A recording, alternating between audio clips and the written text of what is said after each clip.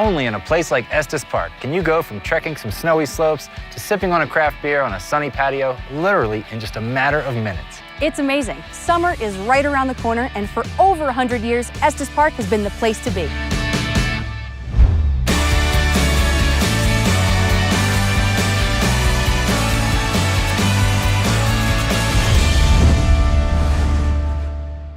Hi, I'm Hallie O'Brien, and this is my colleague, Randy Propster. We're here in the Estes Valley in Rocky Mountain National Park, and spring fever is in full effect. And we did just get a little late snowfall, so we got to bust out the snowshoes, make a little trek into the woods. But when the warmer weather hits, that's when the real fun begins. So true, and we get more sunshine here in Colorado than most any other state. With average high temperatures in the 70s throughout June, July, and August, combined with this crisp Rocky Mountain air, we get ideal conditions, low humidity, and cool nights all summer long. When the warm weather hits, there's so many activities to do. You've got hiking, fishing, rock climbing, even elk watching. There is a lot to do, and whether you're out to summit all 14,259 feet of Longs Peak, or you're just looking for an easy day hike, experiencing Estes Park on foot has got to be one of the best ways to see it. Definitely. I mean, there's over 300 miles of trails in the national park alone. You're bound to see some wildlife, so you better have your eyes peeled and your camera at the ready. You can go it alone, or you can go with a guide.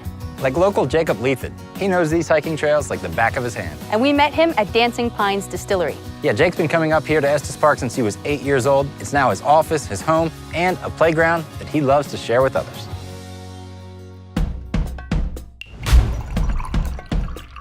As a local, I am the most blessed and lucky person. You know, I get to live my passion every day, doing those recreational activities that I love so much.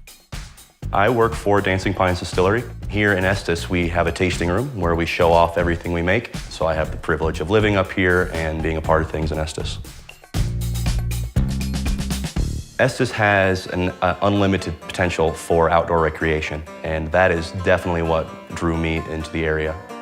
Some of the very unique things that I love about Estes: we have the largest preserved expanse of tundra in the United States, lower 48. We have big herds of elk coming through town. Any day you can disappear either into the National Forest. Roosevelt National Forest surrounds Estes and any area that Rocky Mountain National Park does not.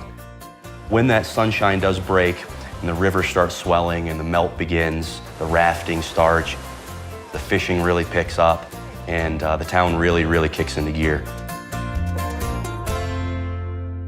When it comes to hiking here in Estes Park, it's really the mecca of what you can do outdoors-wise in Colorado. Places like Bear Lake up in Rocky Mountain National Park, where quite literally the trail and the lake is about 247 feet off the parking lot.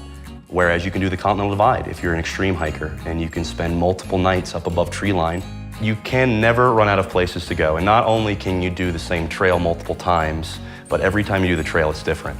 We have an excellent progression of wildflowers that will bloom in distinct time frames. Great weather is right around the corner. It is an opportunity for us to bring in people from all over the world and create some lifelong memories. I mean, it's truly limitless.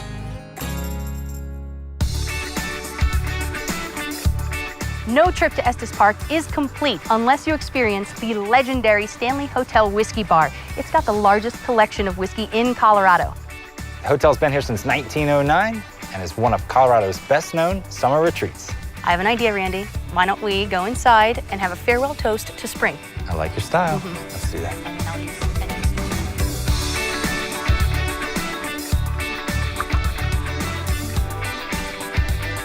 Snowshoeing, wildflowers, local whiskey. This is how we celebrate the spring. For sure, and get ready for all that's great in the summer in Estes Park. That's why Estes Park is the base camp for Rocky Mountain National Park. Cheers to that. Cheers.